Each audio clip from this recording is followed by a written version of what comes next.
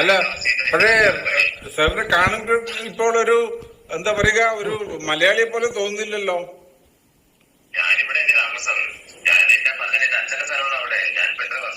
സാറിന്റെ identity card കൂടി എനിക്കൊന്ന് കാണണം.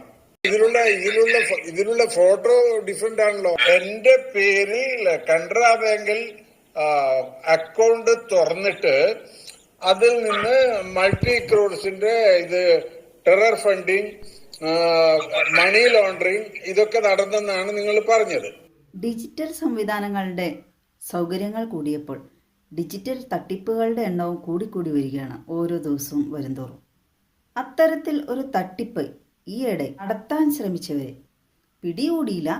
അതിനെ ഇരയാക്കപ്പെടാൻ തുടങ്ങിയ ഒരു വ്യക്തിയെ കേരള പോലീസിന്റെ സൈബർ വിഭാഗം അതിൽ നിന്ന് പിന്തിരിപ്പിച്ചു, അല്ലെങ്കിൽ രക്ഷപ്പെടുത്തി എന്ന് പറയാം. സംഭവം കണ്ണൂരാണ്. ബാങ്ക് മാനേജരായി വിരമിച്ച പ്രമോദ് മഠത്തിൽ എന്ന അദ്ദേഹത്തിന് ഒരു ദിവസം ഒരു വീഡിയോ കോൾ വന്നു. ഡേറ്റ പ്രൊട്ടക്ഷൻ ബോർഡ് ഓഫ് ഇന്ത്യയിൽ നിന്നാണ് വിളിക്കുന്നത് എന്ന് പറഞ്ഞ് അദ്ദേഹത്തെ പല രീതിയിൽ ബ്രെയിൻ വാഷ് ചെയ്യാൻ തുടങ്ങി. അദ്ദേഹത്തെ തീവ്രവാദി ബന്ധമുണ്ട് എന്ന് ആരോപിച്ച് ആ വീഡിയോ കോളിൽ വന്ന ആൾ, ഈ പ്രമോദ് എന്ന ആളെ ഡിജിറ്റൽ അറസ്റ്റ് ചെയ്യുകയാണ് എന്നൊക്കെ പറഞ്ഞ് ഭീഷണിപ്പെടുത്തി. ഭീഷണിക്ക് വഴങ്ങാതെ പല ചോദ്യങ്ങൾ ഇദ്ദേഹം ആ വീഡിയോ കോളിൽ കണ്ട വ്യാജ പോലീസുകാരനോട് ചോദിച്ചുകൊണ്ടേയിരുന്നു.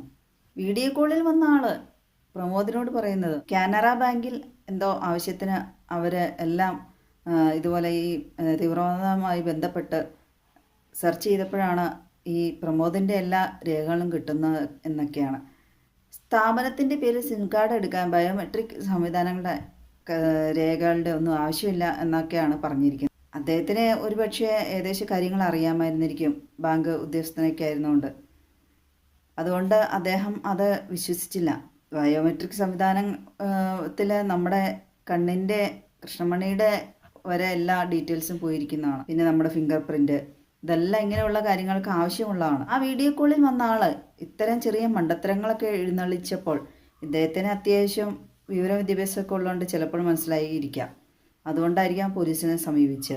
പ്രമോദ് എന്ന ആൾക്ക് വിശ്വാസം വരാൻ വേണ്ടി അങ്ങേ തലക്കിലുള്ള ആ വ്യാജ പോലീസുകാരൻ സിം കാർഡിൻ്റെ വിവരങ്ങളും ആധാർ കാർഡിൻ്റെ വിവരങ്ങളും എല്ലാം അദ്ദേഹത്തിന് അയച്ചു കൊടുത്തു. വാർത്തകളിൽ മിക്കവാറും പറയാറുള്ളതാണ്, വാട്സാപ്പിൽ വരുന്ന ഓരോ വീഡിയോ കോളും എടുക്കരുത്.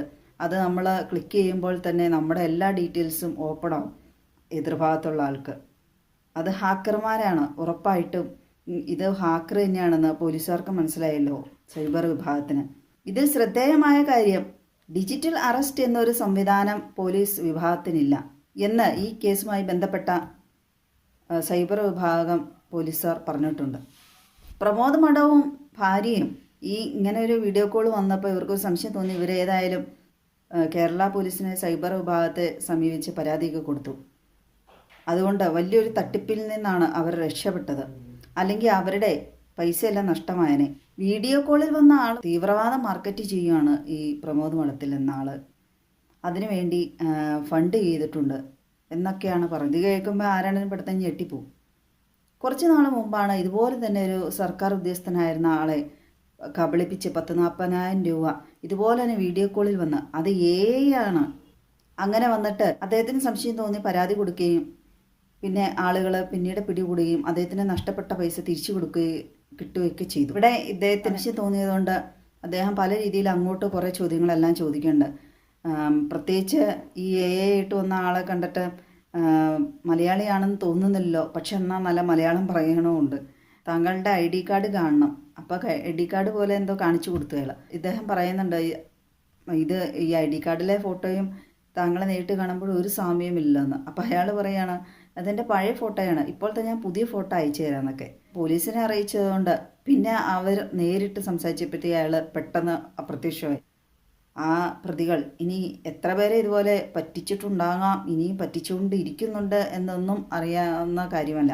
എത്രയും പെട്ടെന്ന് അവരെ പിടികൂടുക തന്നെ വേണം.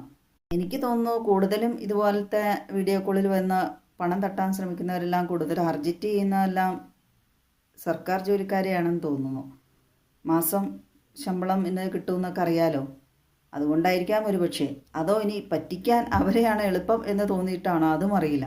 ഇത്തരം തട്ടിപ്പുകൾക്ക് ഇരയാകുന്നതും മലയാളികൾ തന്നെയാണെന്ന് തോന്നുന്നു കൂടുതലും. ഡിജിറ്റലായിട്ടുള്ള ഇത്തരം AI ഉപയോഗിച്ച് തട്ടിപ്പുകൾ നടത്തുന്നത് കൂടുതലും ഉത്തരേന്ത്യക്കാർ ആണ്. ഞാൻ മുമ്പേ സൂചിപ്പിച്ച ഒരാളുടെ പണം നഷ്ടപ്പെട്ട് തിരിച്ചു കിട്ടിയ അയാളെ തട്ടിപ്പിന് ഇരയാക്കിയത് ഉത്തരേന്ത്യക്കാരായിരുന്നു. ഹാക്കിങ്ങിന് മുമ്പിൽ അവർ തന്നെയാണ്. ഇതിന് മെനക്കെട്ട ആൾക്കാർ ഇരിക്കുകയാണെന്നാണ് പറയുന്നത്. മറ്റുള്ളവരുടെ പണം എങ്ങനെ ഡിജിറ്റലി മോഷ്ടിക്കാമെന്നുള്ള സെർച്ചുമായിട്ട്. നമുക്ക് എന്തെങ്കിലും ഇത്തരത്തിൽ കോളുകൾ വരികയാണെങ്കിൽ തീർച്ചയായും പോലീസിനെ സമീപിക്കുക തന്നെ വേണം. എത്ര കൊണ്ടാലും എത്ര കണ്ടാലും പഠിക്കുകയില്ല.